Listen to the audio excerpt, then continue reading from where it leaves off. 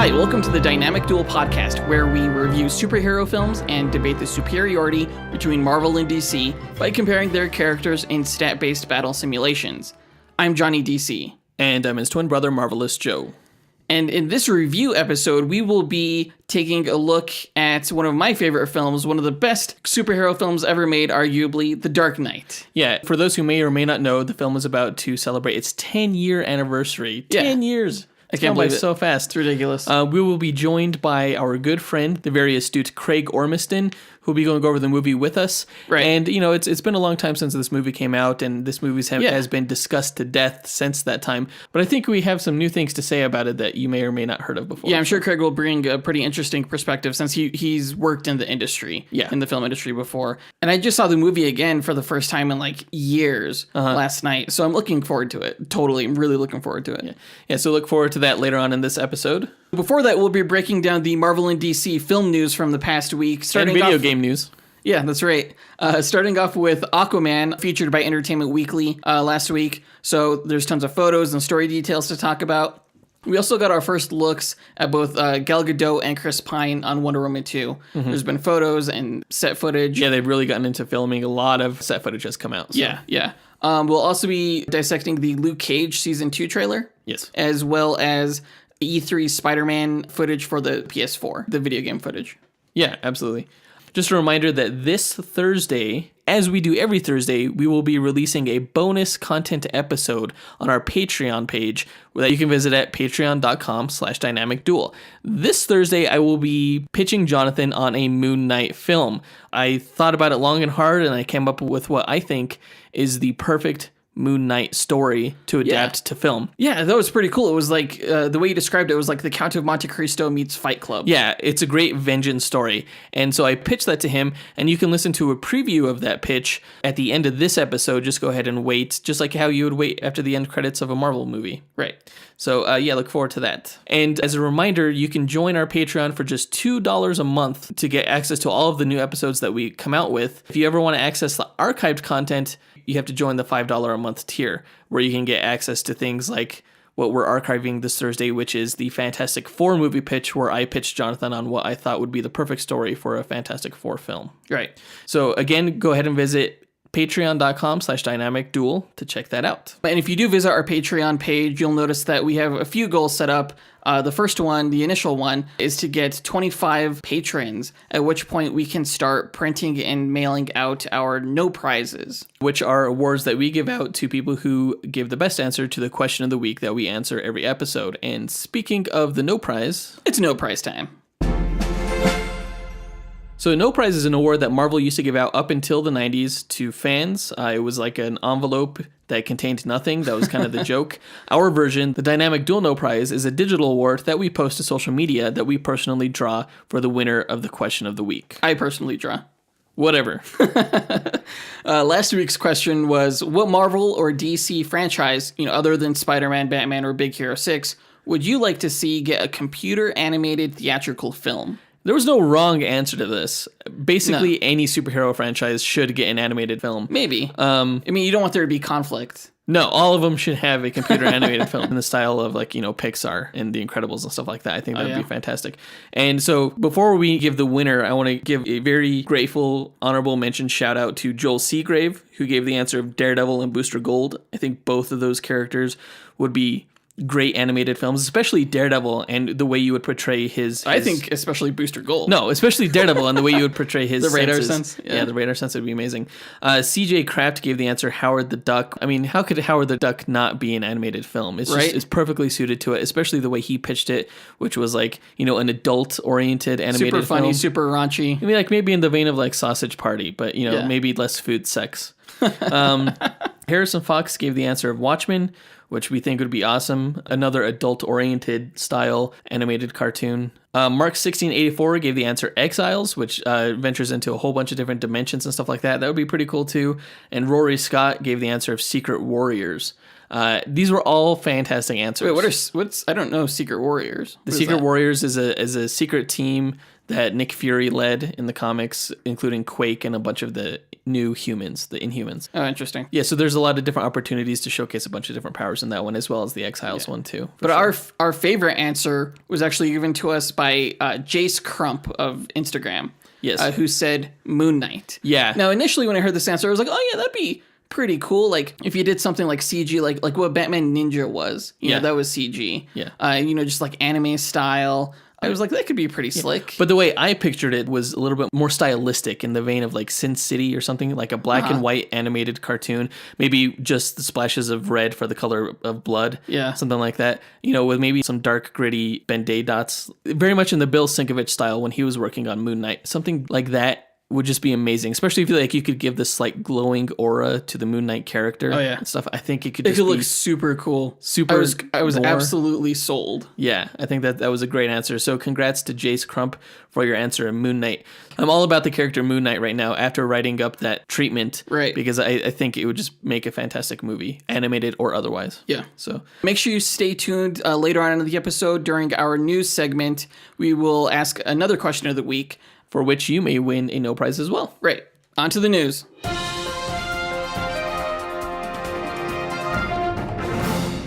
Okay, so as I mentioned earlier, Entertainment Weekly featured Aquaman in its latest issue. And First look at a lot of stuff. Yeah. You know, it was kicking things off with the cover, which shows us Aquaman and Mera. We've seen them before, but it also gives us our first look at Nicole Kidman as Queen Atlanna. Yeah, it's pretty good. There's some Photoshop work going on there. For sure, with her face. Absolutely. Overall, the style of the outfits, I really like. It's almost like a fish scale. Fish scales, yeah, like a goldfish scale, but instead of orange, it's teal, and Atlanna's is white. So it's almost the same style of costume, but just a different color scheme. It looks very cool. It looks different than what was shown in Justice League. Yeah, absolutely.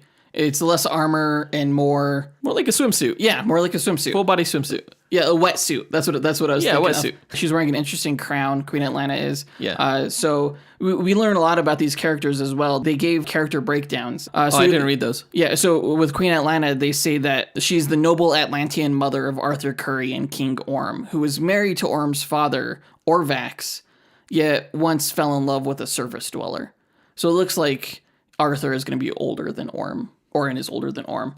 They also give us a breakdown of Orm, who they say is the ruler of Atlantis and Arthur Curry's half-brother. And this is Patrick Wilson's character. Right. A skilled fighter who seeks to unite the Seven Kingdoms in a war against the surface world. Okay. Patrick Wilson described his character as sort of like an eco-warrior.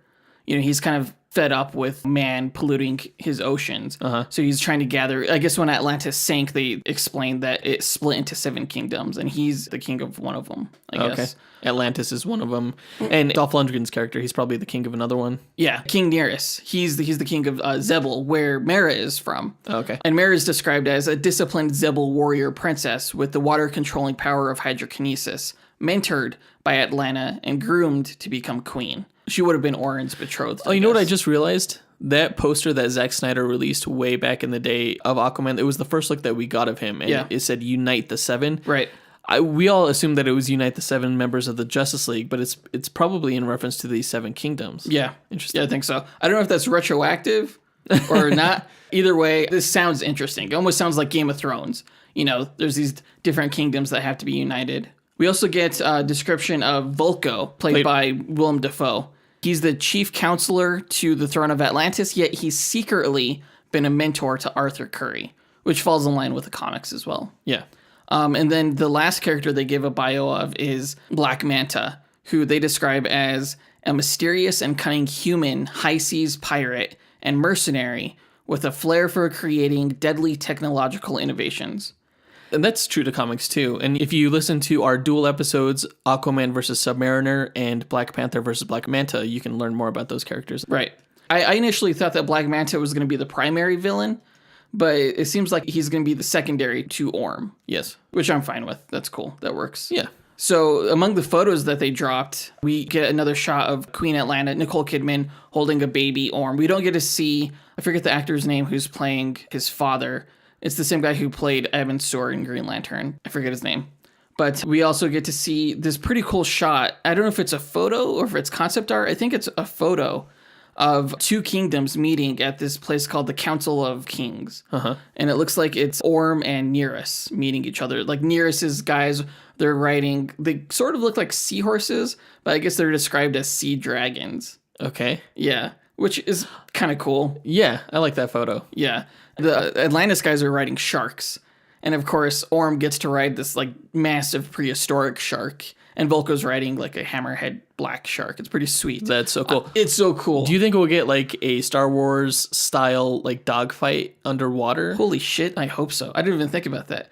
The way this movie is shaping up, it looks so cool. Like James Wan in the article described it more as a fantasy film than a superhero film. Yeah, like in the vein of Lord of the Rings. Yeah, totally. And it like just from everything that we're seeing here, it totally looks like that. Yeah. It looks awesome. One of my favorite shots is actually like a face-off between Aquaman and his brother Orm. That was a great one because they're both wearing their armor. They're both wearing their armor. There's like some like orange lava and some like blue flame, and it just looks badass. The look of Orm is pretty sweet. I mean, we've seen Aquaman in his armor before at that poster that was released earlier. Yeah, the style of each of their armors seems like it suits them because Orm's is a lot more streamlined. It's very streamlined. Everything about him is streamlined. Yeah, and Aquaman's armor is a little bit more rugged. Yeah, for sure. Very, organic. Yeah, Orm has this interesting like hairstyle where he has this like fin in the back of his head. It's like a shark. It's like pulled back really, really tight, and there's like a shark fin. Yeah, it's interesting. Really interesting. We also get our first look at Black Manta, not necessarily in suit, but his helmet, and then the actor who's playing him, Yahya Abdul-Mateen II, and he's looking at the technology. And I have to say, I'm not thrilled with the helmet. I like it. I mean, it's a lot more practical than that big, huge dome piece that he wears in the comics. True, very true. It looks more like an old school diving suit. Yeah, exactly. Yeah. Which I guess is pretty cool. It's just not as streamlined as I was hoping it would be. It has like rivets and stuff, and I think if you're all about speed and movement, you wouldn't have that. Well, maybe it's more about surviving the pressures of the deep. Yeah, perhaps. It's supposed to incorporate Atlantean technology, and it's confirmed in the article that it shoots like these fiery red plasma beams. Just so like in the awesome. comics. Yeah, that's awesome. Awesome. We also get just a few shots of Aquaman just being Aquaman, like in a submarine it looks like, and there's water around him. There's also a shot that's very like Indiana Jones, I think. Aquaman and Mera are like near some ruins, and she has a map. It looks like they're in Greece or something like that. Yeah, I don't know what that's a map for. I have my suspicions just based on what else we learned in the article. The trench. Are you familiar with the trench? No, what is that? The trench was like these zombie piranha humanoid monsters that Jeff Johns introduced at the beginning of his run. And I guess they're going to be an element within this film, according to the article. There was a trident that controlled them.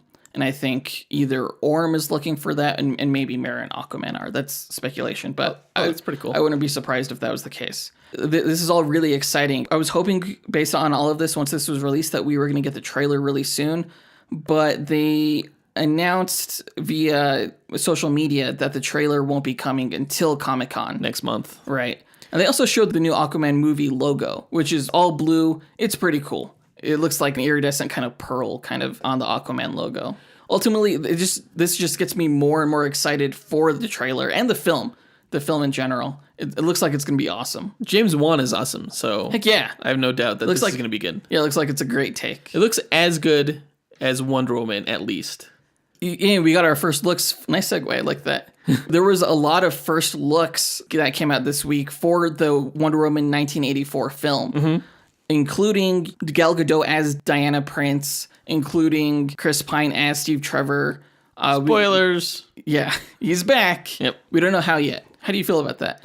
I figured he would be back. I just don't know what capacity. If he is back, then it kind of makes things a little bit weird for some of the plot points in both the Wonder Woman film and Justice League. Yeah, why does she need a photo of him if he came back? Is he gonna die again in this film? Well, in Justice League, she was talking about him like he's been dead this whole time, and that's why she's turned her back on the world since World War I and whatever. But apparently he didn't die. He's back. And she didn't turn her back on the world because now she's having a new adventure in the 80s. Right, it's kind of absolutely. Weird. Yeah. So not only does he come back, he may die again, and then she may retreat from society again. I don't know. That's sort of what it seems as. I mean, if they want to stick with continuity, which they may not, they may just forego all of that because they want a fresh start of sorts.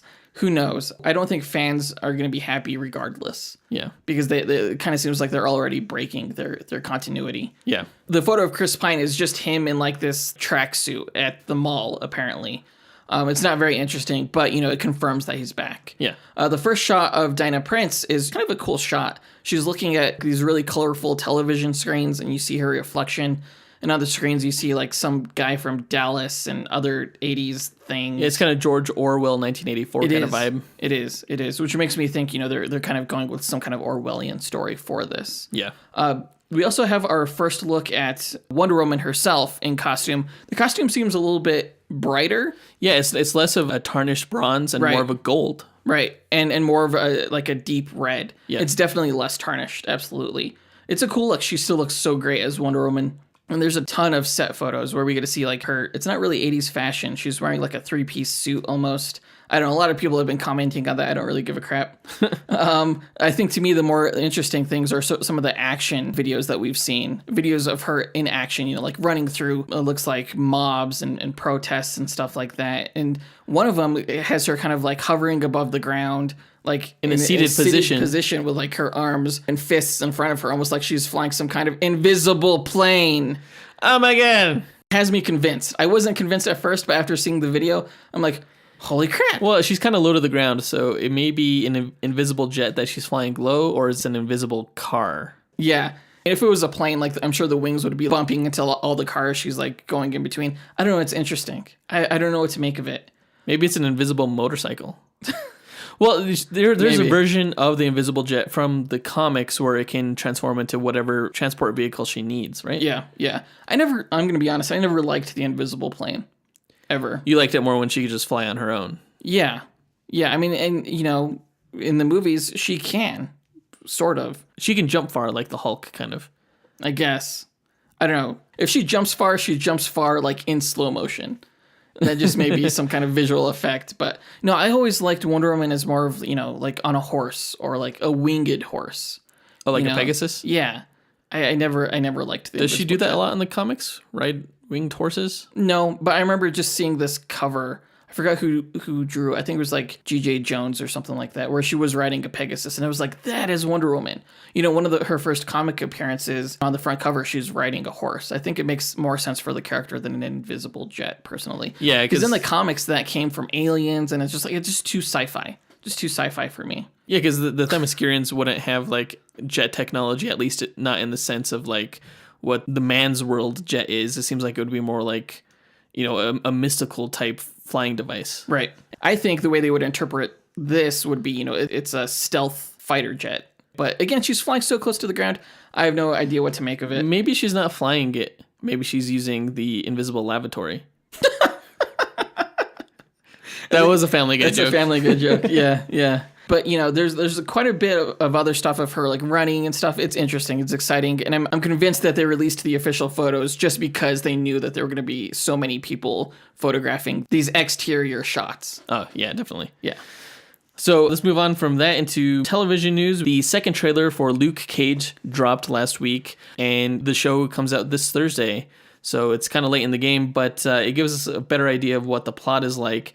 This second trailer was much more heavily focused on Black Mariah. I was surprised how much it was focused on her. Yeah, and I don't really like her as a character, so I wasn't really too into this trailer. I liked the first teaser a lot more than this one. But it looks like she's trying to create a legacy with some girl that she's trying to kind of, I don't know if it's like her daughter or something. Maybe she wants her to look at her like a mother, but really she's still playing the same old games of trying to take over Harlem.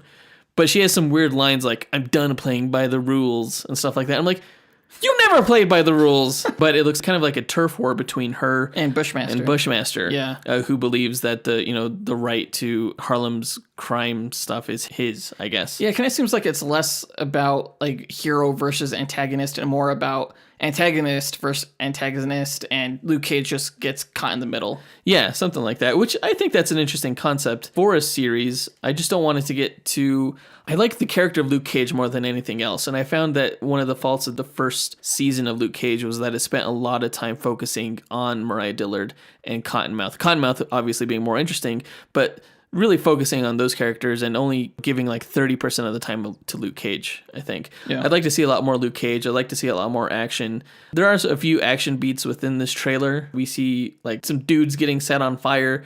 We see people attacking Bushmaster and like they're shooting him with bullets, but the bullets aren't penetrating due to his voodoo powers and things like that. I don't know. We'll have to see. I'm sure it'll be fine. Like some reviews have already come out and said that it was better than season 1. Good. So That's encouraging. in that regard, I'm already looking forward to the season because in hindsight, I think season 1 was more disappointing than what I first thought after first seeing it. It didn't hold up well. So I was kind of ambivalent about watching the second season, but when the reviews came out, I'm like, oh yeah, I'm definitely going to check it out. I think Netflix is definitely getting their act together. I think they take a lot of feedback from prior seasons and really just roll with making that better. I mean, maybe not so much in the case of Jessica Jones, but definitely with like Daredevil. The Punisher was fantastic. Well, I thought Jessica Jones season 2 did a great job of keeping me interested throughout the full 13 episodes. Yeah, that's true. The pacing was much better. I highly doubt that they'll make the same mistake in this one of having a bad guy for the first half of the season and a different bad guy in the second half. Yeah. You know, killing off the first one. Well, I mean, even if they do that, they have 2 villains to work with here, or 2 established That's villains. true. So. But there was also another video in addition to that trailer that came out that was basically a Rand Enterprises commercial for Misty Knight's prosthetic arm. Yeah. And kind of showing how they're leading the way in this type of prosthetic technology. It was an interesting video, the way it was set up like a commercial. We see like interviews with Claire Temple and with Misty Knight about her ordeal and how they kind of built this new arm for her. And it looks pretty damn cool. I remember when they first released the set photos when they were filming Luke Cage season 2 of Misty Knight's arm, it looked very plastic and kind of cheap. Yeah. But when you look at it in this commercial, it looks very high tech, very advanced, almost something like a Stark design, a Tony Stark design almost, just how robotic it is. I can't wait to see it in action, and I hope it does more than just function like a normal arm. Like I hope she does cool shit like crush guns in her hand or something like that. Or shoot like lasers out of it. Probably not that. No, she doesn't do that in the comics. In the comics, her arm is made out of Antarctic vibranium, which emanates at a frequency that breaks the molecular structure of other metals. Yeah. So she's able to dissolve other metals with it. But I don't think she'll be able to do that with this. I'd prefer to see her like have a gun in the fingertip or something like that. Yeah, that works. That'll work. Or a screwdriver in the pinky. There you go. Little Swiss Army knife for each finger. I'm just wondering where this video works in continuity with the show. Like, by the time the show starts, is she already going to have her prosthetic arm and they're not going to explain it or just barely touch on it because we got this commercial? I was kind of thinking that like we would get the origin of it in the show. And so I'm kind of wondering why they released this. That's a good question. I do hope they explain more about the arm in the show. I think we will because we know that Colleen Wing is going to play a role in helping train Misty Knight, which is so cool because, you know, they're teammates. Daughters of the Dragon? Yeah, they're teammates in the comics. So, yeah, I think we'll get a lot of backstory on this arm. And I think this whole faux commercial promo video was just to function as an advertisement and build up hype for the season. Okay. Which it did. I was more interested in that video, actually, than I was in the trailer itself. So, yeah, look forward to start watching that this week. And usually we don't talk about video game news too much in this show because you and I are not heavy gamers anymore. Well, once they started like releasing new consoles like every 3 years as opposed to like 8 years, it became a little bit more difficult. Right, exactly. Yeah. The only console I have currently is a 3DS. And I play my phone more than I play that. So yeah, we're not the most savvy video game news commentators, but I did see the E3 footage of the PS4 Spider-Man video game, and it looked incredible. Now, the voice acting is a little cheesy, the dialogue is a little cheesy, and I'm not a huge fan of the character design, including Spider-Man still. Right. Like, I don't like all the white. It's a little bit over-designed, and that includes, like, Electro and the Rhino and the Vulture and the Scorpion especially. They all have just kind of weird designs. But the gameplay itself is mind-blowing. It looks really fluid, really top-notch. Yeah, it starts off with, it looks like Yuriko Watanabe, who becomes Wraith in the comics. She becomes the new Wraith. She is working with Spider-Man, and it looks like this takes place continuity-wise during the Parker Industry days. And, you know, they're investigating a prison breakout or a disturbance on the Raft prison. and he goes there and he finds Electro wreaking havoc and the Rhino wreaking havoc alongside Scorpion, and who else was there? The Vulture. Right. So he's fighting them. He's fighting through the prison, and he has to, defeat all the prisoners because Electro is releasing them from their cells. The combat mechanics of this look amazing. A lot of this reminds me of the Arkham games, which is like awesome. It's exactly what superhero games should be, I feel like.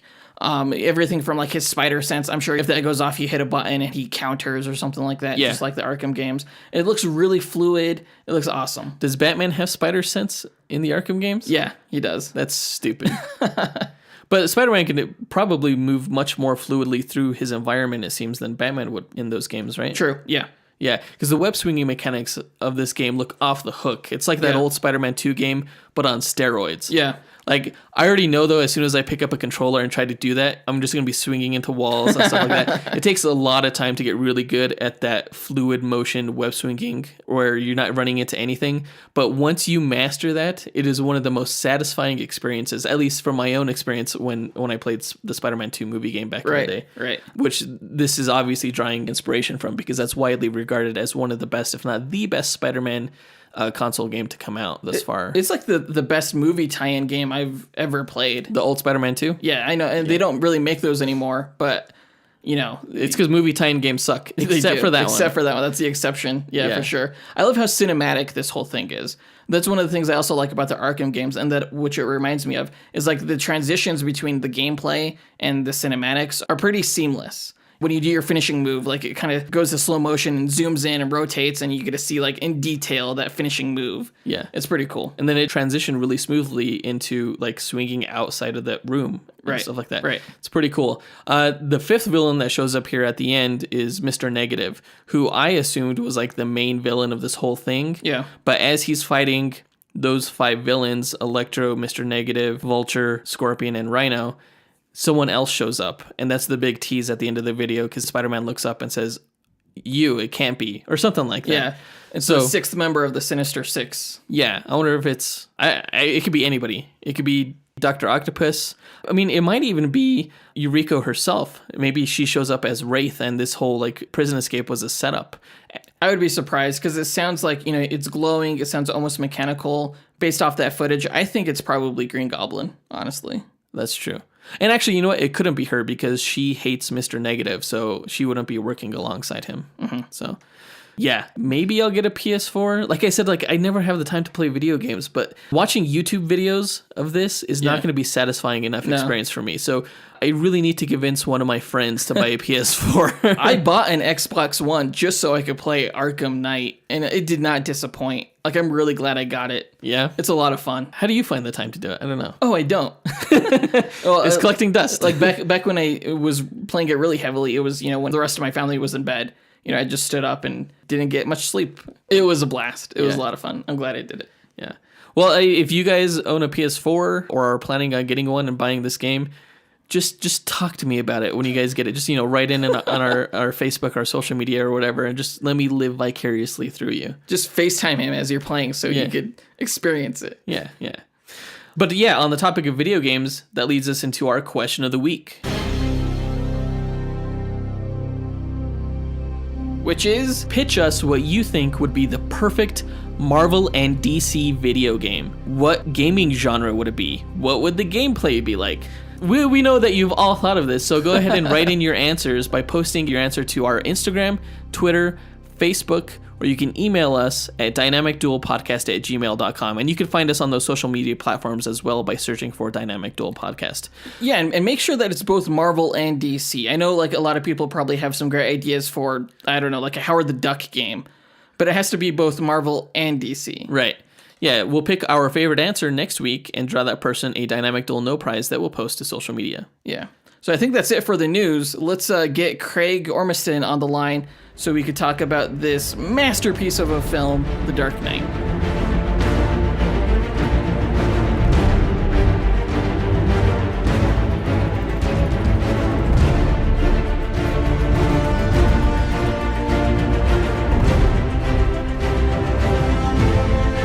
All right, so this is our Dark Knight review. The movie, of course, turns 10 years old next month.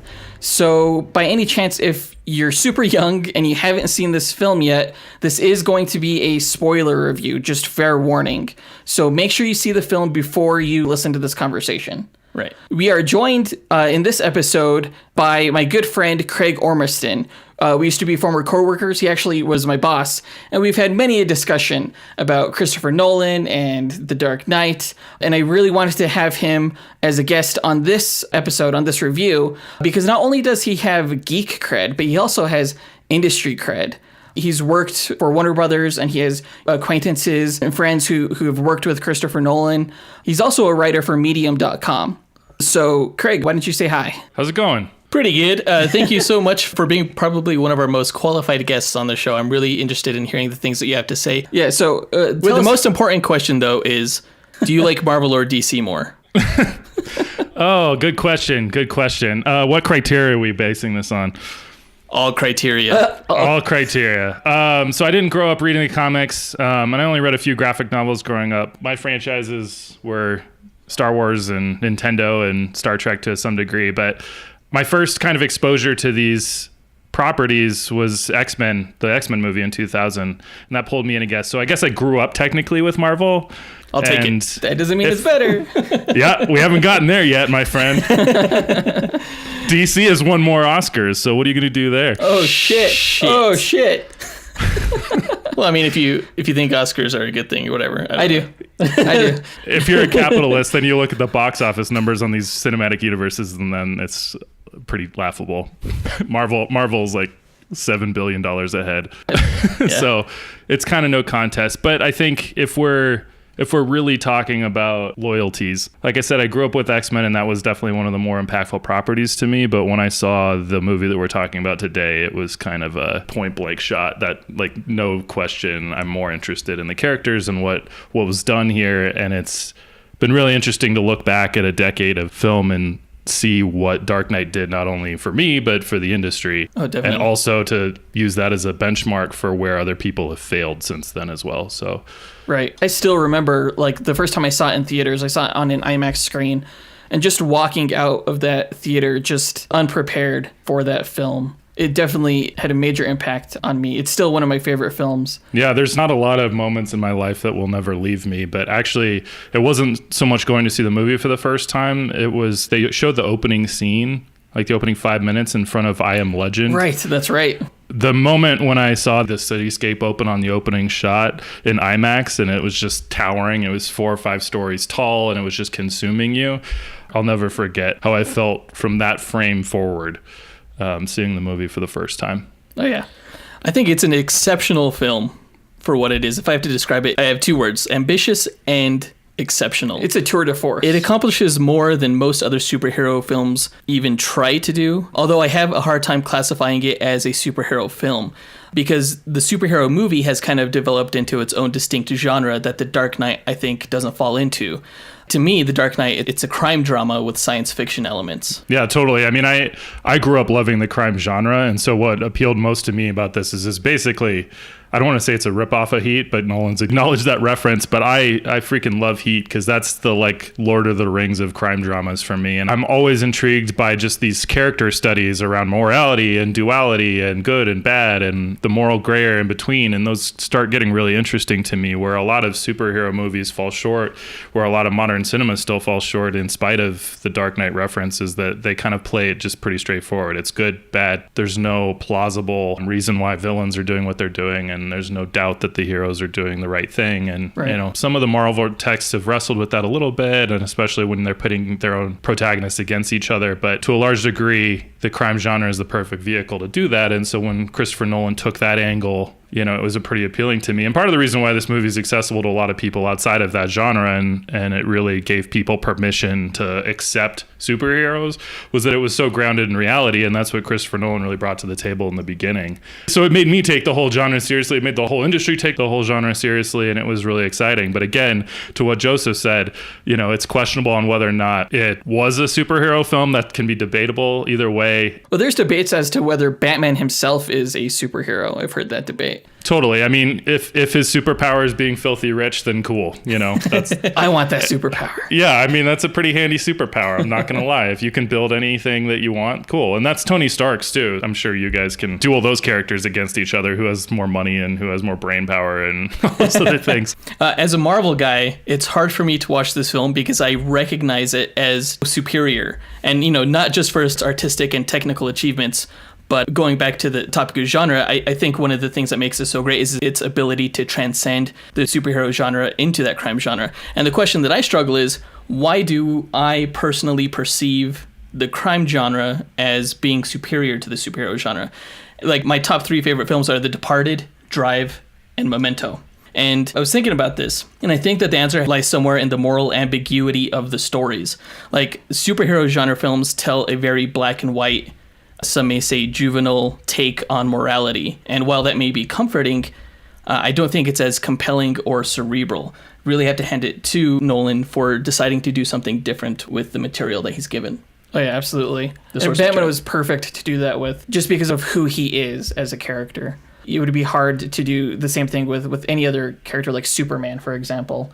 Yeah, because there's a lot of fantastical elements to characters like Superman, Spider-Man, Iron Man, so much so that I don't think that this sort of film could ever be done with those characters. Nolan's able to get away with what he's able to get away with here is because the character is so grounded that it's entirely believable that this can happen. It's interesting what you're saying about, crime genre being elevated above these other genres. I just think crime is really asking some really deeper psychological, spiritual, questions that a lot of people just aren't simply brave enough to ask. Mm-hmm. And what's interesting about crime compared to other genres, a lot of what happens from a conflict standpoint happens within. You're dealing with morals, you're dealing with all of these like internal conflicts, and there's nothing deeper than the human psyche. And the character or the villain of the Joker really is a foil to that exploration. I mean, okay, so chaos can be explosions running around you, but chaos can also be really pushing you to the limits of what you're willing to do. It can be pushing ethics and ethical compromises. And so What's interesting about The Dark Knight is it starts with the world roughly being okay. It starts with Batman being a hero, everybody seeing him as being a hero. Right. And through a combination of really compelling events in this movie, that character is broken down to become morally ambiguous, to be a villain, to be the gray area, or even straight up the dark side, the Dark Knight. He's being asked to make a lot of moral sacrifices, and there's kind of this like fame angle to it too, of like he wants to be perceived as moral as much as he wants to be moral. Mm-hmm. In the end, he still stands, he keeps his morality, but the rest of the world perceives him as amoral or straight up evil, and wants to hunt him down. You just can't, that's not a happy ending. That's not the kind of ending that you can usually get away with in a standalone film. And so it's nice that this text operates in the context of a trilogy, and it's certainly the darker of the 3 chapters, but even on its own, it works within the context of its own film. You don't have to know who Batman is or the iconography of it to like really be invested in what's going on in the sequence of events that unfold, and buy that this character who's great at the beginning can fall from grace at the end. Yeah. Batman Begins ended with Batman and Commissioner Gordon on the rooftop talking about escalation. Commissioner Gordon says, we buy semi-automatics, they buy automatics. We buy Kevlar, they buy armor-piercing rounds. And he says, and you're wearing a mask, so what does that mean? And you're right, they definitely started this film out with Batman at the top of his game. But there is something to him putting on that mask, and it's escalation. I think a major theme of this film is escalation and consequence.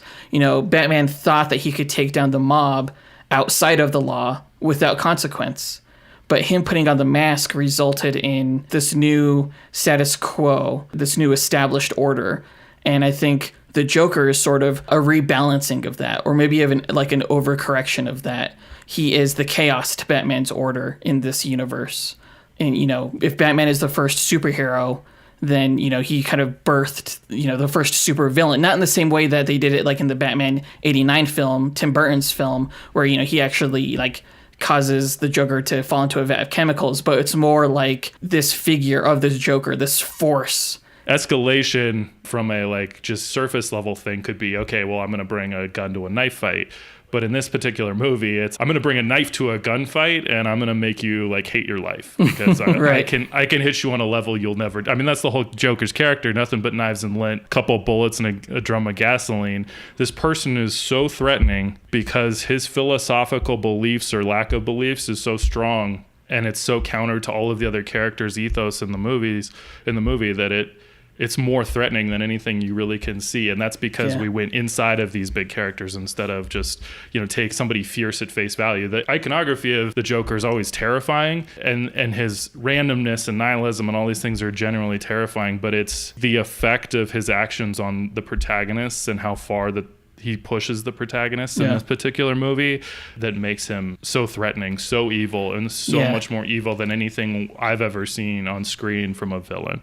Yeah, the character of the Joker, he's such an iconic villain, and he's one of the top villains of film throughout time, up there with like Darth Vader and maybe Hannibal Lecter. But you're right when you're saying that, like, in terms of escalation, like, he's not even necessarily like saying I'm bringing a knife to a gunfight. He's saying I'm bringing psychological warfare to a gunfight. He's not too much of a physical threat. He's playing on a completely different level. He refuses to play Batman's game, and he refuses to play by society's rules. And that's what I think makes him so terrifying, is his unwillingness to play anyone else's game. Totally. I think the Joker wouldn't have been as effective had Warner Brothers followed along with Goyer's original outline. This was originally supposed to be two separate films. It was supposed to be The Rise of the Joker, and then the second film was supposed to play more along the lines with Harvey Dent. Right. That's right. The problem with that is that you would have been left with two immovable forces, and after a while it would have just kind of been obnoxious. You didn't have any emotional thread between Batman, who is largely a fairly immovable force. He starts to consider some sacrifices and almost tries, and that's really compelling. And then you have the Joker, who really doesn't make any shifts or changes at all. They both have arcs, and we can talk about that in a second. But without the fall of Harvey Dent, you wouldn't have the emotional arc and catharsis that you need in this movie to appreciate all that the Joker is and all of the evil things that he's been able to accomplish. Does the Joker have an arc? Because he's a pretty static character throughout the film. He's more like an agent of chaos, as he puts it himself. He's more of a force of nature. Yeah, so I was struggling with it too. Does the Joker have an arc? And one of the things that is really interesting to me is that the only time he fails is at the very end. Yeah. So every good character that has an arc believes a lie at the beginning of the story. They believe some kind of lie, right? Mm-hmm. In this particular story, Harvey Dent believes a lie that he makes his own luck. And by the end of the movie, he defers completely to chance. He does rely completely on luck, right? Right. But the I make my own luck kind of adage is that order versus chaos, right? So you have this duality that's throughout the film. The Joker seems to just absolutely believe in chaos and never give it up. But what's interesting is that throughout the film, he's just trying to destroy things. He wants to kill things or whatever. And then he changes his mind. He doesn't want to kill the Batman anymore, right? And by the end, they have this conversation about they're destined to do this forever. Now, what's interesting to me about that is that there's some form of symbiosis that's going on there. Yeah. He wants this relationship forever. They don't want to kill each other. And what's interesting about that to me is that actually is a sense of order. That is a sense of kind of coherency. It's interesting that like the Joker in the end succumbs to his role in this broader context of society, and he resigns to this structure. It is in its own weird and corruptible sense of way an order when he's defeated. And his lie at the very beginning of the movie says, what doesn't kill you makes you stranger, which seems like a throwaway line, right? But if you really read into that line, throughout this whole thing, it's about, morals, codes. It's all about a bad joke. He says, those things will be dropped at the first sign of trouble, right? Yeah. What doesn't kill you is going to make you drop all your morals and everything, throw it out at the end of the day. And when he's proven wrong, when those boats don't blow up in at the end of the movie, that theoretically shakes that character. And if anything, he has more fun with that. It's, okay, well, I have more challenges. I have things that I want to do now, whatever. I got to give it a shot. I'm not going to give up this battle for Gotham's soul. But there is a little bit of an understanding that comes with that. And again, some of the dialogue at the end of the movie suggests that while he still is the crazy asshole that he was at the beginning of the movie, he does reach some sense of understanding. He wants something more than what he was going for. Mm-hmm. And that to me is interesting. Is it a very strong arc? Absolutely not. Is it like super compelling? No. Do I think that this villain really honors a lot of what we normally expect from a villain, like real people with clear wants, needs, and fears and motivations? Like, no, he doesn't have those. Right. Is he thinking like a protagonist? No, he clearly is aware that he's an antagonist, right? Some of those things are just like fundamental no-nos when you're writing an antagonist, but it still works here. Right. But like I said, it works here because another antagonist is born. out of this. And so that's where the Harvey Dent character comes in, is really compelling. I remember when I first watched this movie, and I was just like blown away by how the Joker was exactly everything they said a antagonist shouldn't be. You know, when I was taking my screenwriting classes, you know, he didn't have a backstory. He didn't, you know, have this compelling drive. You're right. On paper, he shouldn't work, but he absolutely does. I think a lot of that is due to Ledger's performance. I just remember when they announced the news that he was going to play the Joker, I was upset because I totally did not buy him as the Joker character. As I know him in the comics, as I know him from the cartoons and things like that, he just didn't fit the mold to me. And it is a different Joker from the comics for sure. Yeah, he didn't fit the mold in the movie itself. He invented this completely new character. There's been not only just superhero comic book villain that has been equal to him, but I don't think there's been a movie villain that has been equal to him since this film. I'm trying to think off the top of my head. Even with, you know, Thanos or Killmonger, you know, it's been 10 years, and I think he still hasn't been topped. He's still the standard at which you set compelling villains. For sure. Yeah, I remember when they had interviews with Michael B. Jordan, and he's like, I'm going to give it my all, just like Heath Ledger did. They're still bringing up this film and this character, you know, a decade later. Yeah, I do have to say that at the end of the film, when he does say that, like, you and I are destined to do this forever, it really broke my heart when I watched it for the first time, because I knew that they couldn't. And that was unfortunate because it was such a powerful performance. You had mentioned that Harvey Dent's character turning into Two-Face, they needed to have him at the end of the movie to have a more clear-cut antagonist.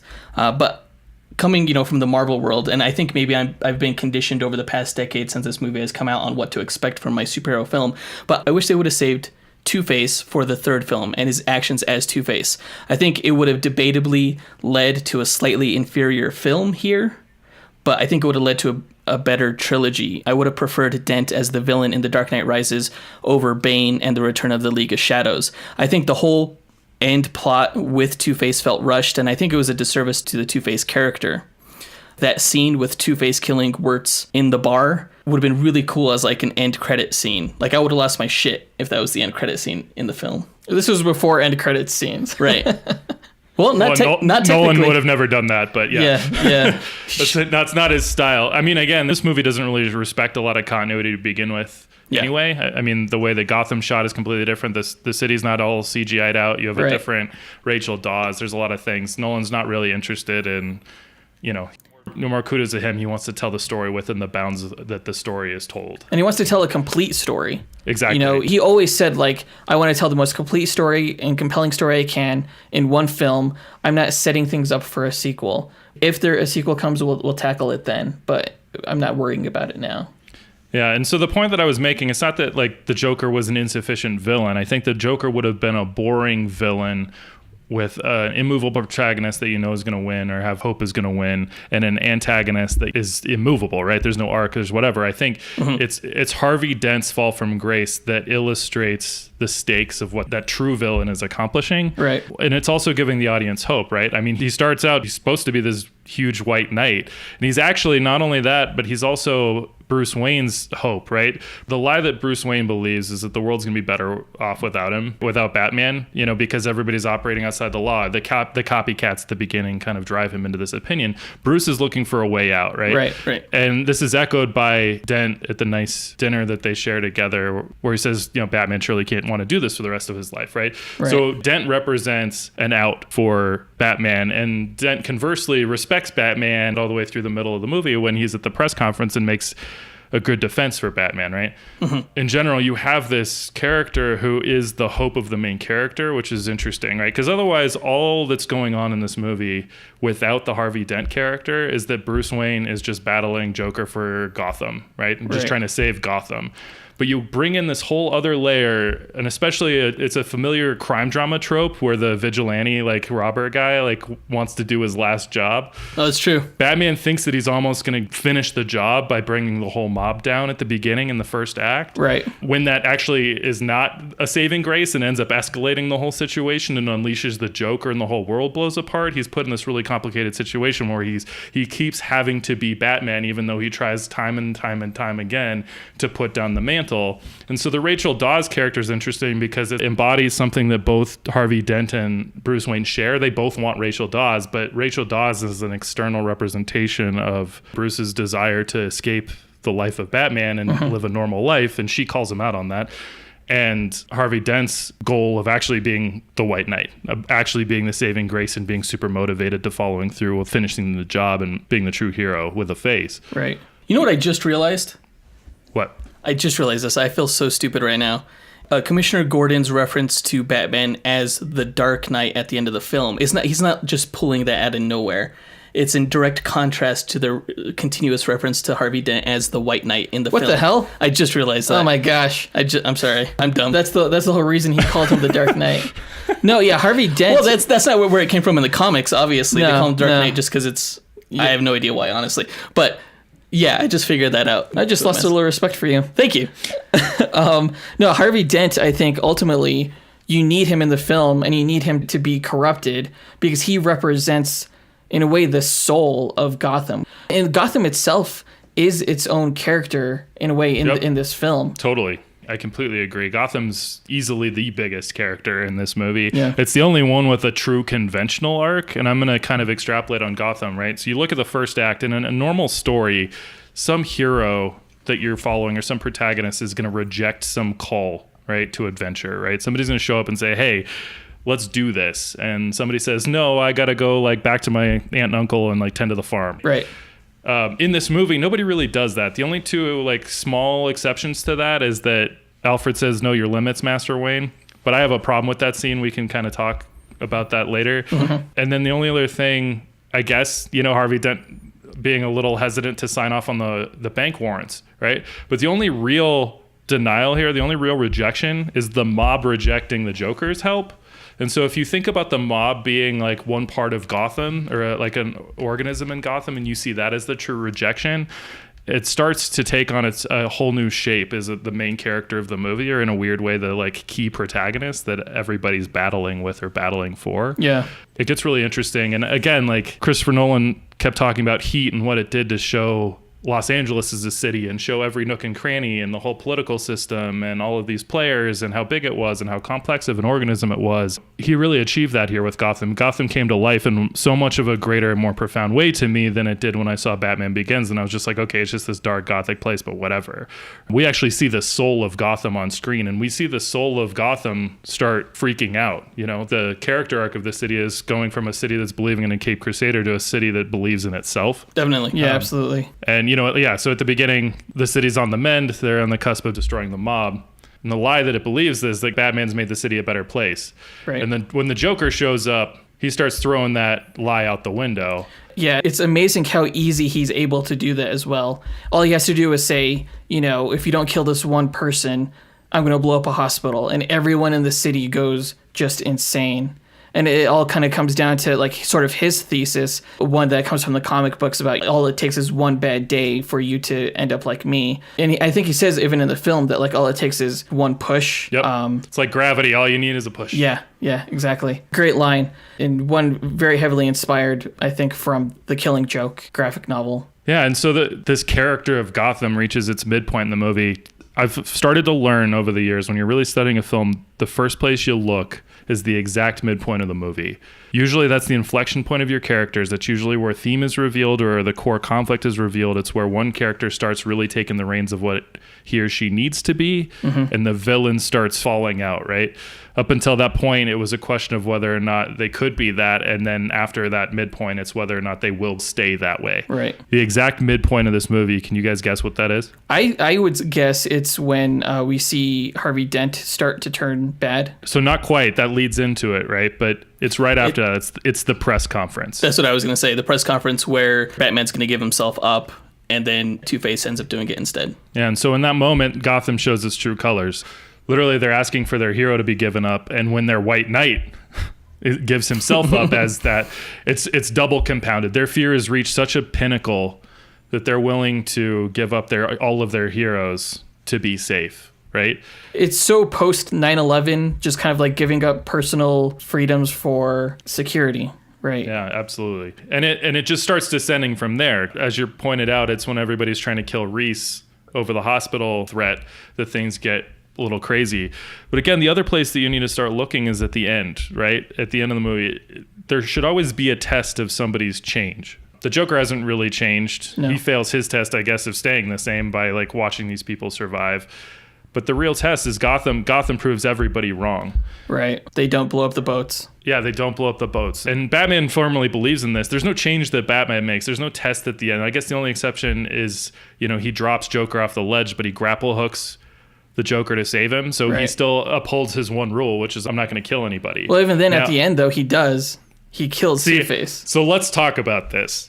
This is starting to drive me nuts, and this is going to circle back to what Joseph was talking about earlier about wanting Two-Face to play this whole other part in a third movie and all these other things, right? Mm-hmm. I think by Batman knocking him off and killing him, it really confuses the whole arc of Batman's character. And actually, I take major issue with that, only because they make such a big deal about it. He makes such a profound change, and it's just kind of brushed away as if he's saving somebody. It's okay that he killed somebody. I think what would have been infinitely more compelling in this particular moment is if Harvey Dent's arc was so complete that when he flips the coin and it actually turns tails for him on his gun pointed to his own head, he kills himself. But he actually kills himself. Oh, that would have blown my mind as well. That would have been so much better. Oh my God. Because I totally agree with you. The way the movie's written right now and the way that the movie is structured right now, Joseph, I want a whole fucking movie of him making decisions flipping coins, because that's really intriguing. Yeah. Right? But that's not what we got. And all of the arcs in this whole movie were compromised by Batman knocking him off and killing him and breaking his one rule. Yeah. And I guess some would debate that they're like, hey, no, so now Batman's completed his full arc into being the Dark Knight and he can kill people now or whatever. But that's not what we see in the next movie either. Right. And that's not the hero we're rooting for, even in a tragic sense. And so I really do struggle with that. And I do think that it's one of the tarnishing moments of the movie. Yeah. That and the fact that Batman had the perfect patsy in killing all those people that Two-Face killed in the Joker. He could have blamed Wirtz's death and the mobster guy's death on the Joker. He didn't have to take the fall for that himself. Yeah, there's some weird little things that go on. It's really strange. It's so trivialized by the movie, but I completely forgot that Maloney shows up at the hospital. The mobster shows up at the hospital and tells Gordon that he knows where the Joker is going to be this afternoon. Right. And then the hospital thing happens, and then you're just totally forget about that whole plot line. Joker's also asking where the Italian is. So I totally agree with you. Joseph, why didn't the Joker chase down Maloney? Why wasn't that covered up and blamed on the Joker? There's a couple, yeah, you're absolutely right. There's some stuff that's kind of loose there that's a little messy. But again, this movie, in all its brilliance, is a total lesson in how certain plot holes and conveniences are acceptable when they create conflicts for the protagonist. Right. Yeah. I mean, with any film, there's some suspension of disbelief that has to take place between the audience and the story that's being told. Even from the opening scene when the Joker goes out in the school bus and he just, happens to, catch a line of school buses at that exact moment. You could chalk it up to really good planning on his part, but it is kind of a little bit far-fetched. And there's definitely moments throughout this whole film that are definitely fantastical. But then again, this is a fantastical kind of story. Yeah, I mean, there's a perfect example of something that in most movies I think is completely unforgivable, and that's when Gordon actually lives. This whole moment of being brought back to life. There's so many situations, and Marvel's really guilty of this. These characters that come back to life as if death has no consequence is really frustrating to watch as an audience member. And in this particular case, the first time I saw Gordon survive, I had an audience full of fanboys who cheered, but I remember being oh fuck, that damn it, really? Okay, big but, normally I hate this, but it ended up working against the protagonist in this particular case, because the Joker had planned to be caught and wanted Gordon to lock him up in the MCU. Right. So in this particular case, coming back to life was not a good thing. No. Now, granted, that whole thing against suspension of disbelief, the whole way that plots out and flows out is just so hard to put your mind around. How did the Joker actually plan that? Did he actually anticipate that? I thought he didn't know that Batman wasn't Harvey Dent. I'm really confused. The movie's telling me one thing, but they're telling me something else. Did he just have all these fallback plans? Just ask too many questions and your head explodes. But at least through that suspension of disbelief, they ask you to believe something else, which is, okay, Gordon's alive, but it actually led to something worse. Right. I think about Infinity War and all these other things. I think about these other movies where you're like, okay, well, all these people have contracts and are coming back for more movies. How are they actually going to die? Like, can you accomplish a position where you bring characters back with very dire consequences of doing so? That's something that this movie was able to accomplish in spite of its plot holes and meanderings. Right. Oh, definitely. Yeah. Infinity War would be so lucky to do it better than this, I think. Or Avengers 4. I'm really interested in seeing how that pans out. And I really like the twist that they did in this movie with Commissioner Gordon. I don't fault this movie for its plot holes, because I think it's crafted well enough and the dialogue is good enough and the screenplay is tight enough. You can ignore those and still completely enjoy yourself. But I want to go to the part with the bat pod crash. How did the Joker know that Batman didn't have like a net gun on there? Or how did he know that Batman wasn't going to like crash into his legs with the bat pod? That's what he wanted. He wanted Batman to kill him. Yeah, I mean, that's what's beautiful about the moment, because like the Joker wants him to hit him. Like all the Joker wants is for Batman to kill him. It's the Joker amazing. is not afraid of death. But if he would have nicked him, it wouldn't have killed him. And he was a good enough driver. We know that because he freaking went under the wheels of a freaking semi truck. He could have just like nicked and broke one of his legs or something like that. Yeah, no, that's what I would have done. He didn't have to scream and be like, ah, and then crash. You saw the passion in Batman's eyes. For a second, he wanted to kill the Joker. He wanted to break his one rule. But at the last second, he didn't. So jump off the bike and kick him in the head. Oh, gosh. That's what I would have done. He was struggling with the decision right there. And in that moment, it was a polarizing decision. It was a 50-50 decision. Yeah. In the camp of things I forgive, that one's at the highest end of what I forgive. Yeah. Really? Yeah, totally. Can we talk about probably one of the most talked about scenes in this film, which is the interrogation scene? I love this. Once the Joker gets captured, that's when the Joker essentially tells Batman, "You created me." The Joker can't live without Batman. He completes him. It was just a fascinating scene. You could just see how the Joker was sort of warping Batman's identity, trying to turn him against the police officers, and even revealing the fact that there's nothing that you can do that can stop me, in a way. He's spinning this yarn, this lie, that even with all of your strength, what made you so capable in taking down the mob will not work on me. It's a fascinating scene, and one that you could almost spend an entire podcast episode talking about. Yeah, definitely. It reminded me a lot of the scene from the movie Heat, where Robert De Niro and Al Pacino meet each other for the first time, and how compelling that was. They felt more true to the characters from the comics in this scene, I think, than they did in the entire film.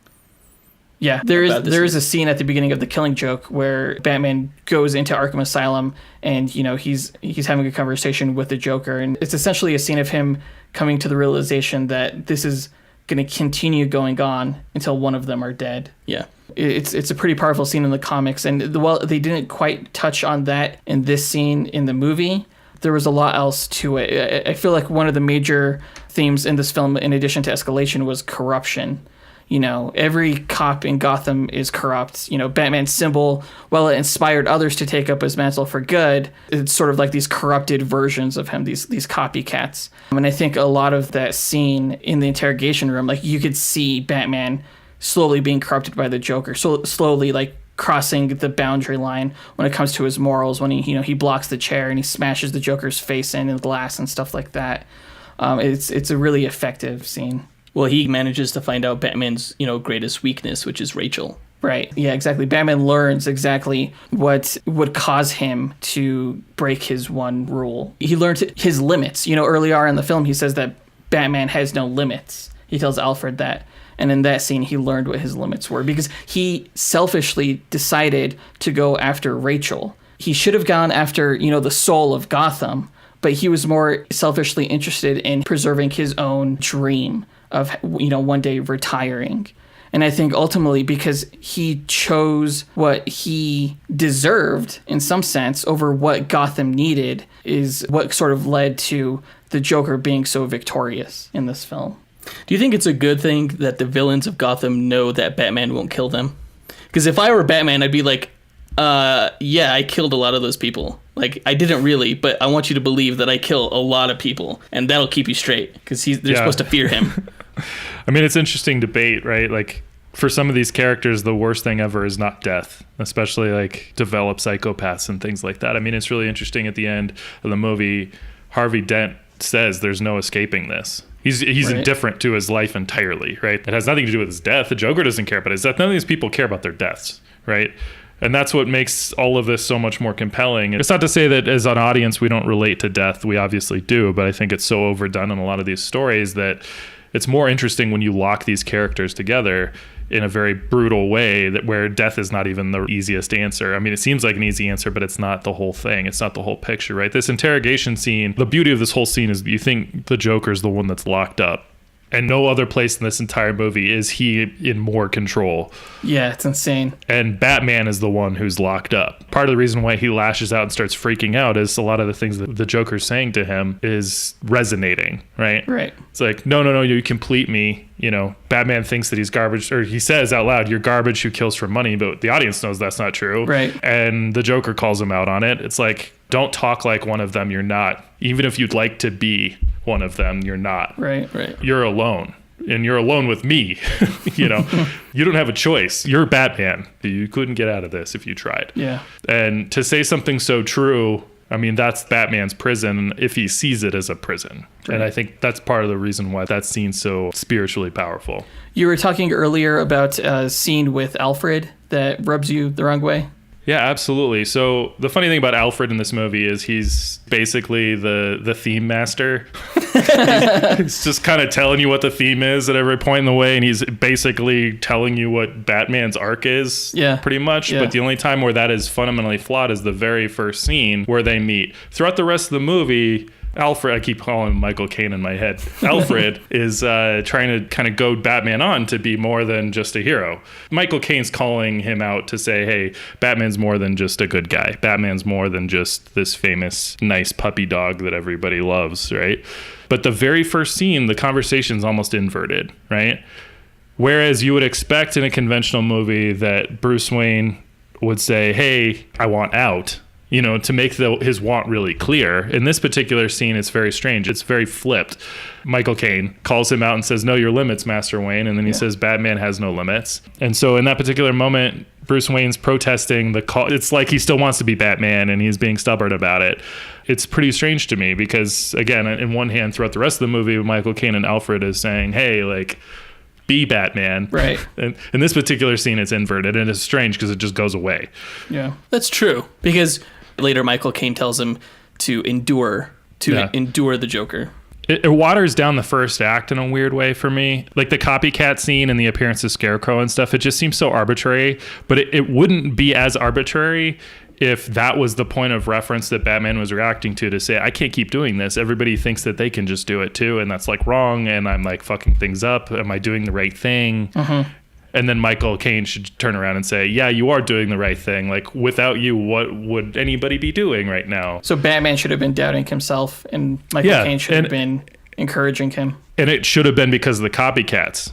And he mentions the copycats offhandedly, but it's just like, it's kind of trivialized. It's not a big deal. Like, what was the point of that whole sequence in the beginning with the Scarecrow and all that stuff? Yeah. And I think dramatically it would have advanced that character more if it was proof that Batman needed to stop and that he wanted to stop, that he should do his one last job, bring the mob down and call it a day and put up his like boots. Yeah. I really studied it. I was trying to find these arcs and it's loose. For all three characters, it's loose. I mean, Harvey Dent has the most vivid arc. Yeah. You can tell that he's like starting to trend toward it, but even Harvey Dent to some degree, I wonder why, right? Obviously the death of Rachel could tip somebody over, and it tipped both characters over in their own ways. But why did he start falling? In a way, he's sort of like Batman. He didn't necessarily witness the death of a loved one, but he experienced it. He was there to hear it at the very least. And then, even when he does become Two-Face, it's not like he's going out killing innocents. I mean, he threatens innocents, but, he's taking out corrupt cops. He's taking out mobsters. It's very interesting. Two-Face's role, once he becomes Two-Face, he still kind of maintains his sense of justice almost in a way. I mean, it becomes personal. It becomes revenge, but it's still there. Yeah, I mean, it's about what's fair, Yeah.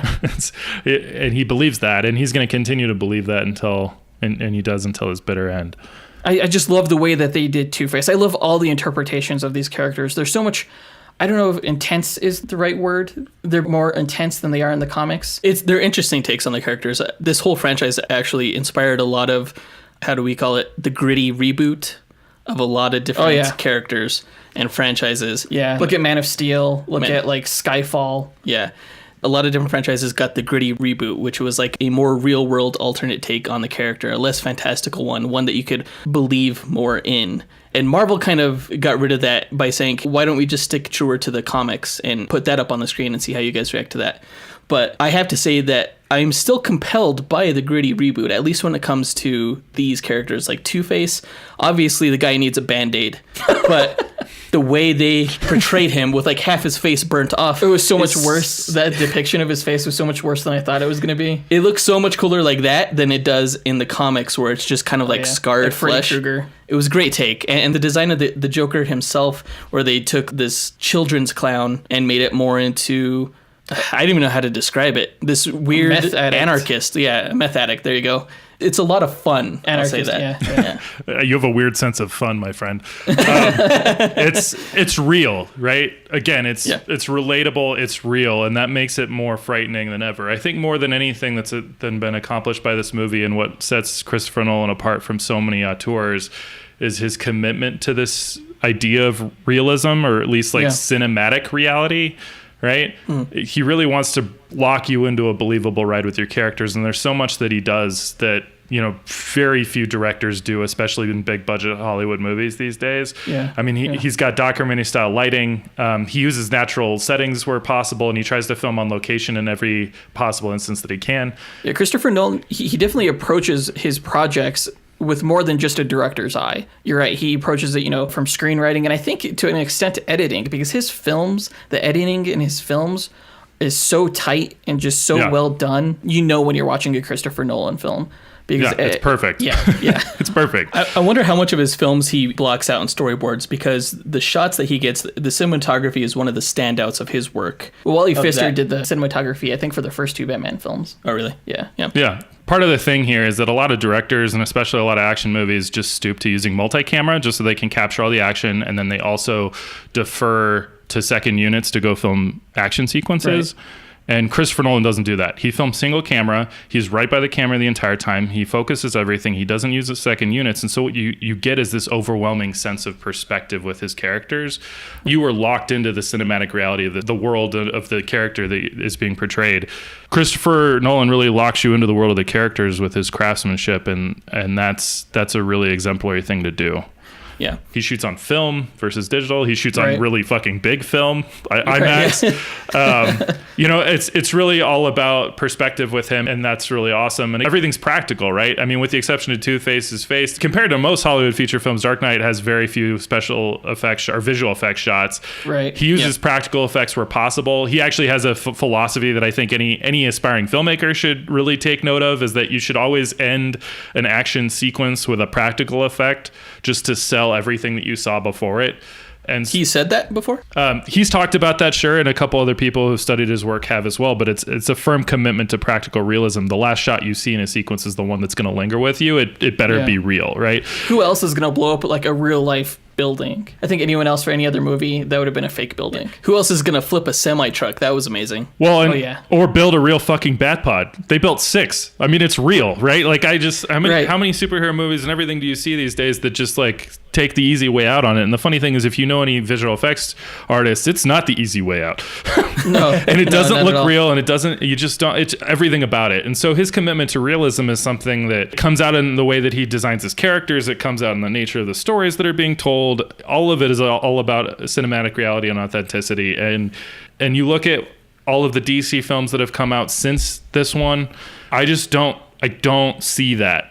Even to some respect, Dark Knight Rises, we'll hopefully talk about that one another time as well. Yeah. But like, it's literally the opposite of everything I just said. It's all CG. Yeah, it's all fake. It's all artificial settings. It tends to take place in places that aren't real. The documentary style lighting, it's like not documentary style lighting. It's just overlit and like all over the place. It's multi-camera. It's so schizophrenic. You're not really taking any perspective, especially with like all these characters that are being packed into it. Yeah, none of it's practical. It's so fake, and you feel it. And the characters themselves aren't bringing any sense of reality to them. It's not a re-examination of who Superman is today. It's not a re-examination of what these characters mean in a modern context. And even right now, I think people are chasing what Dark Knight accomplished thematically and allegorically, even though some of those debates have changed. Right? Yeah. For the time that this came out, right at the end of the Bush-Cheney era with terrorism and all these other things, and even surveillance and some of these debates have evolved. And I'm not really seeing a lot of modern cinema and especially a lot of modern superhero films do anything with it. We're not having these debates on screen. Science fiction still seems to be the only place where some of these conversations are happening, and that's a mistake. I would agree with that, definitely. Yeah. It's been long since the Marvel films have felt relevant to the real world setting. Although Black Panther. Black Panther, that's true. Black Panther felt very relevant. Yeah. But even look at that film, it like fictional world, fictional context, all these other things. And I'm not saying that you're always going to have a real place. I'm not saying Gotham is a real place, but the way that it was approached and shot could not have been more authentic and real in this particular movie. And I was very entertained by Black Panther, but it's the perfect thing of like, okay, close, but where's the realism? Where do I buy this? Like where do I sign up for this reality or not? And just I could totally put myself in the Dark Knight film. Like I could totally see myself being one of those Gotham citizens. I could totally see myself, being one of those people on the boat and having to make that tough decision. How would you have voted? I'm evil. I would have totally voted to kill the prisoner. Yeah, well, and then what's beautiful about that moment is, okay, well, democracy's at play. You vote. All of us probably, we'd like to think that we'd vote to save our lives, or I don't know that we'd like to think that, but we probably would make that choice. But pulling the trigger is a whole different other thing. Yeah, I think they showed that really well, where the guy who was like one of the loudest voices for blowing up the prisoner boat gets his hand on the detonator trigger, and at the end he just can't do it because the reality is so much different than, the idea. Totally. That's very true with the nature of the characters and things like that. That ending, I struggled with the ending for a long time. I struggled with the whole third act of this movie for a long time. I didn't like it as much as I liked the rest of the movie until I rewatched it last night. That ending accomplished so much, especially in a world where it's all of these like ending set pieces where the world is about to end, whatever. What's beautiful about this particular ending is that the protagonist and the antagonist, like they are through the entire film, are fighting for the same thing. They're fighting for the soul of Gotham, this kind of moral center of people and the inhabitants of the city. The Joker thinks he's going to win and get, one person or a handful of people to vote on blowing up an entire boat full of people. The stakes of that seem very high, but after you watch it once, you're like, okay, well, I know what's going to happen. It's, not really all that interesting or fun to watch anymore. Right. But it's so refreshing to watch it now because it's so much more personal. It's so much more cerebral. It's not about the world ending. Some of the actors that they used on that boat for just that little bit of time just brought so much truth and reality to that situation. And the criminal who throws the detonator out the window, that moment was that moment when I saw that the first time, I was like, oh shit. That was powerful. And it's all about making false assumptions and things like that about people. Yeah. And it's just really powerfully done. When this movie came out, I didn't give it enough credit, and I really do applaud what was attempted at the end there. Apparently, the actor that threw the detonator out the window, his name is Tommy Lister. And I guess he was supposed to be this franchise's version of Killer Croc. Did you hear that? No. Because he had like a alligator tattoo or something. Oh, wow.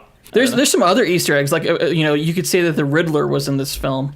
The lawyer who discovers Bruce Wayne's identity, who's working the books with Wayne Enterprises, his name is Mr. Reese, which is like mysteries, which is sort of like, is a play on Enigma. So there's definitely some Easter eggs in this film. Do you guys have any other favorite scenes in the film that we haven't talked about yet? There's a couple moments in this film that still give me chills every time, but the first one is when Harvey Dent loads up into the back of that truck and they hit the road in that caravan, and whereas most amateur directors would just play over all of the loud vehicles and let that run or whatever, the helicopters, all those noises just overwhelm you. The music at it overpowers all of the other sound dips out, and you just hear the whine, and you just know shit's gonna get real.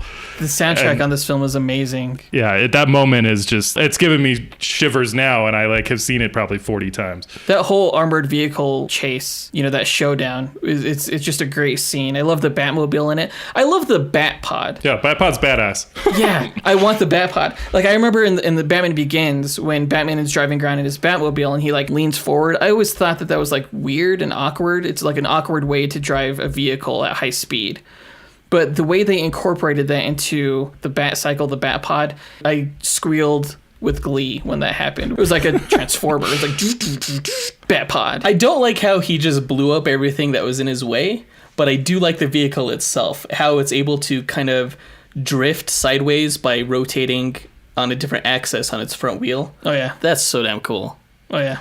There's incredible scenes that build up the Joker's character. His introduction is one of the most gripping moments ever. I mean, nothing introduces chaos more than all these people killing each other that you think is on a team. It subverted the entire assumption of a heist movie. Right. I always thought that, like, you know, one of the most laziest things you could do as a screenwriter to establish your villain was just have them kill someone right off the bat, like the first scene you see them. Yeah. That happens with a lot of films. And that didn't necessarily happen here. It sort of did, but it happened in such an interesting way, in such a twisted way. They did a good job of setting up the legend of the Joker. Oh, yeah. Through the heist guys just talking about him. Yeah. Well, and he advanced, again, further reinforcing that they never wanted to set out to do an origin story for Joker, because that's just not interesting, and it kind of like diffuses the prominence of this character. Yeah. But he even reaffirms his own mythology throughout the story. The motif of the scar, or how he got his scars, it's phenomenal. It just puts into question truth and all these other things. And as tacky as it is, the third time he says, you know how I got these scars? And he's like, no. Batman says, no, but I know how you got these, and shoots the blades up into his face. Like, it's still like a nice payoff. But yeah, I mean, throughout the movie, you see the Joker kill people in interesting ways. The magic trick with the pencil. Oh, come on. Yes. Yes. I kind of want to I don't own the movie. Actually, I only saw it for the second time ever last night. But I want to take that scene and take it frame by frame to see exactly what happens to that pencil. Does it go into his head? Does it go into his eye, into his brain? Into his eye? Yeah. Up his nose? No, through his eye, probably. I don't know. Probably his eye. You would think how smooth the motion was, how fast it went in, it would probably went into his eye, because that's the softest part. It's just amazing how faithful this scene is to what was written on the page, and just a testament to how professional these actors were, and that they can totally sell these lines in a way that makes it feel so organic and real. Yeah, because I'll admit, it's not the most believable of dialogue. Real people don't really talk this way. Their lines are a little bit overwritten, I would say. But they're written so well. The writing of this film is so good. Yeah, and all the ways that Christopher Nolan brings realism to the screen, some of this dialogue, I agree, is overwritten. It's a little on the nose thematically. Like I said, just, Michael Caine sitting there and telling you thematically what you're supposed to hear, and some of the Joker saying thematically what you're supposed to hear. I mean, you just hear a lot of poetry, which it's fine with how much action is stitched throughout this and how much suspense is built and how many scenes within scenes are going on that bring complexity to the screen. It's totally forgivable. It becomes a work of poetry more than it does like a completely realistic docudrama of how these characters would really act in this situation. But again, you're dealing with big people in a small place, right? It's a conventional crime drama. They are going to be boisterous and poetic and all those other things. So why not? Again, on the scale of things I can sign off on and buy into, this is pretty high on the what I can buy into list as well. You either die a hero or you become the villain. Like, come on. That was such a fantastic line. I love that line. It's a great line. It's the biggest foreshadowing, ridiculous piece of like forecasting I've ever seen on screen, but okay. Well, that whole scene in that restaurant, I had forgotten how important that scene was. I want to speak about Christian Bale just a little bit. He's not the most prominent character in this film. He really shares his protagonist role with Commissioner Gordon and Harvey Dent. But this scene, I think, is his best acting scene, because he's kind of giving Aaron Eckhart, he's kind of busting his chops a little bit, like, oh, you should know your jurisdiction and stuff. But you see this kind of transformation where he becomes very sincere, and you really see his budding admiration for the character. But Christian Bale, I think, could have used a much more compelling story for his arc. Well, again, it's amazing how much you could change in the first act to really sell that. Like I said, that one scene with Michael Caine, if it was rewritten and flipped, I think it would have a profound impact on your opinion of that character. But what we got is not that. This isn't my favorite take on the character of Batman. I almost feel like this isn't Batman. It's just like another character, a guy who dresses up like a bat and is a badass. It doesn't quite feel like the comics character of Batman here. I do have to admit that it's kind of hard to see Christian Bale play the role again after I've seen Ben Affleck. Now, I know Ben Affleck has a lot of detractors, but in terms of like action, in terms of the look of the character, I still think I prefer Ben Affleck in the role. Christian Bale was fantastic for this version of the character, but I still think I prefer the Ben Affleck Batman. Well, Ben Affleck's Batman is a much better fighter. I was surprised at how often Christian Bale Batman would telegraph his attacks. Like, I'm going to raise my fist as high up in the air and leave it there for 2 seconds, and then I'm going to swing it, you know? Yeah, the action wasn't as good as I remember it being. Well, we've seen the warehouse scene in Batman vs. Superman.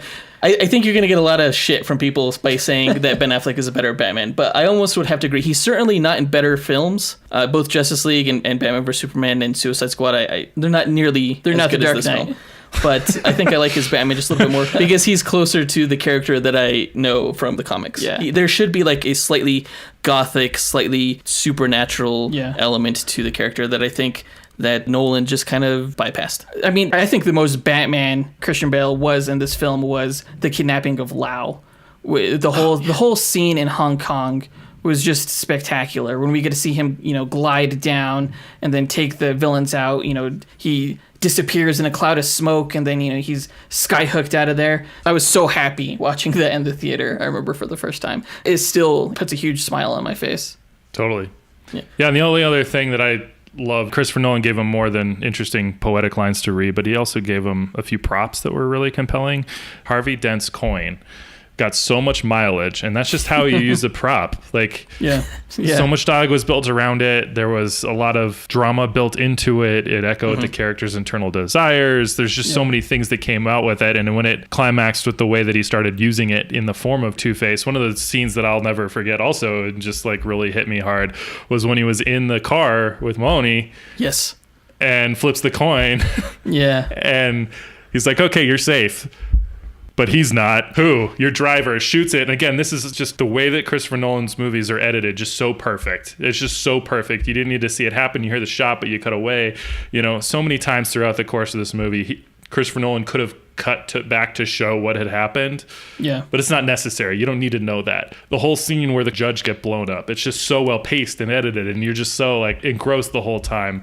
The shot where the truck pulls up and the old man with the hat is in there, and the cop's like, hey, wait your turn like everybody else. And then the Joker just pops up and shoots him in a hard cut. You don't see anything. You don't need to see anything more. It's just reaffirming the oh shit that you've just been feeling because of Hans Zimmer's score. And I'm just like, the editing of like that, those little moments really just drive so much kinetic energy throughout the film and just really get you going that it's amazing. Yeah. Should we rate this film? Let's do it. Yeah. So I don't even know how to lead into this. I can't say enough good things about this film. To me, while I acknowledge that it's not a perfect film, it's the closest thing that we've ever come to having something that was just so much more than what people often dismiss as a comic book film. And it still holds up to this day, 10 years later. I give it 5 stars. I give it 5 stars as well. Obviously, we don't do that lightly, but it's exceptional, particularly for its screenplay, its cinematography, and the performances by Ledger, Eckert, and Oldman. I can completely overlook any of the plot holes or anything else wrong with this because it transcends any other superhero movie that we've ever seen. So 5 stars for sure. My turn. 2 stars. yeah, it's horse shit.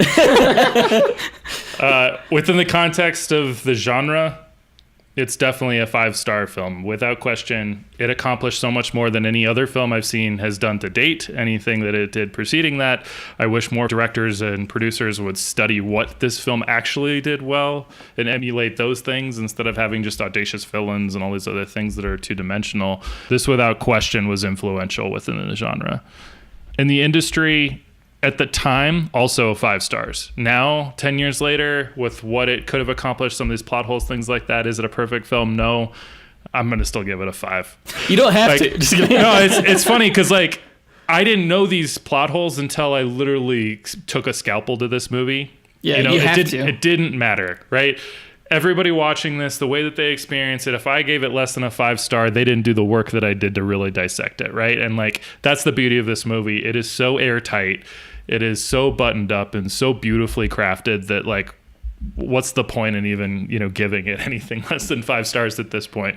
I hope everybody listening learned some of the flaws, just because I think this always helps you be a more astute connoisseur of material and reading. And if you fancy yourself a storyteller, you perhaps learned a few things about story craftsmanship in this that, might humble your opinion of this movie. But in general, this is still a masterclass. It's probably still my favorite Nolan picture, which is hard to say because there's amazing things about all of his body of work.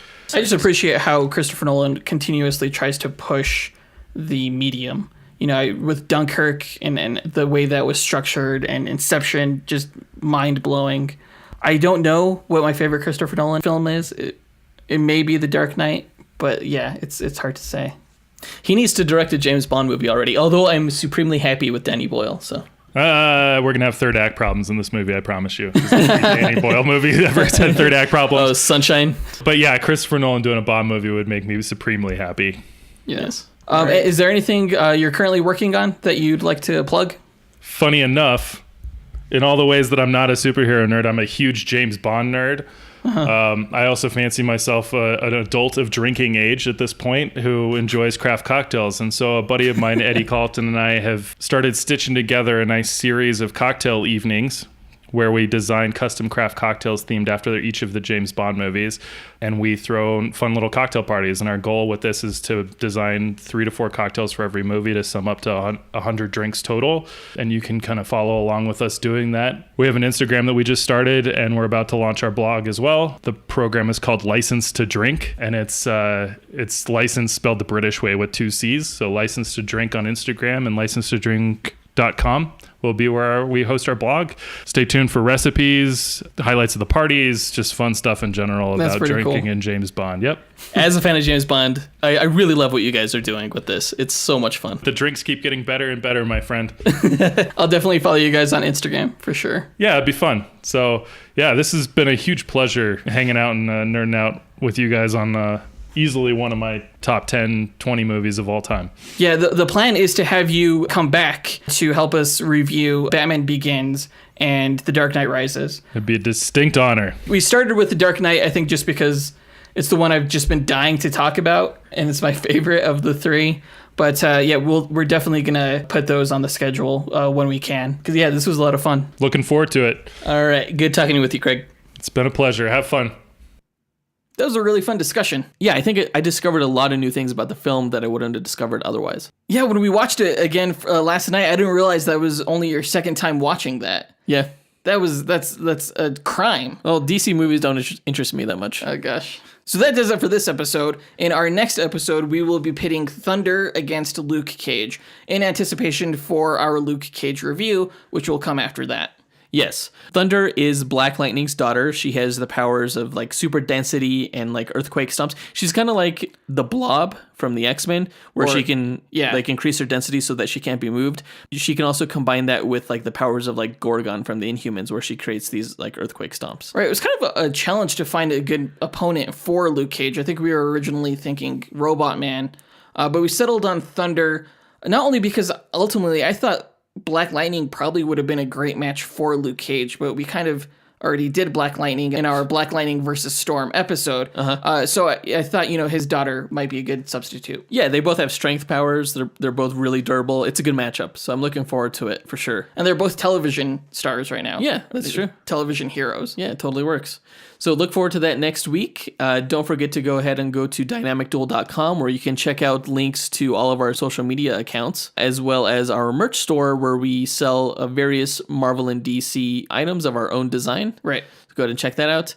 And also, don't forget, within the description of this episode, we'll be linking to Craig's License to Drink Instagram page, where you can follow him and check out all the cool stuff that he's doing with that. Yeah. Stay tuned. After this episode, just a few seconds after this ends, we're going to go ahead and play a preview of the Moon Knight pitch that I'm going to give to Jonathan in this Thursday's bonus episode that we have on patreon.com/dynamicduel. I think that's everything. Up, and away. True believers? The two begin seeing each other, and he confides in her his true identity of Mark Spector. He tells her his plan to get revenge on Bushman for himself and for her father. He introduces her to Frenchie, who is also in on it. The plan kicks into motion as Bushman learns of the museum artifacts and comes to Los Angeles looking for the man who found Khonshu's treasures. At Mark's request, Marlene eliminates the paper trail leading to Stephen Grant, and she creates a false one leading to the other mercenaries that were at the temple that day. This leads Bushman to believe that his team stole the treasure behind his back. As it so happens, Mark has been gathering information on those mercenaries. Flashback 2 weeks earlier when he contacted them as Stephen Grant and told them he has a lucrative assignment for them. Disguised as taxi cab driver Jake Lockley, he picks each mercenary up at LAX and drives them to a yacht rendezvous point where they're told they'll meet Stephen Grant about the job. Bushman, following Marlene's false paper trail, also goes to the yacht. So all of Mark's enemies are now in one location. Marlene and Frenchie watch the forthcoming action from a distance on the waterfront. The moon is bright and full. As Bushman walks in and confronts the mercenaries, the lights go out. Mark, donned in a silvery white cloak and outfit, Moon Knight, drops in and begins attacking.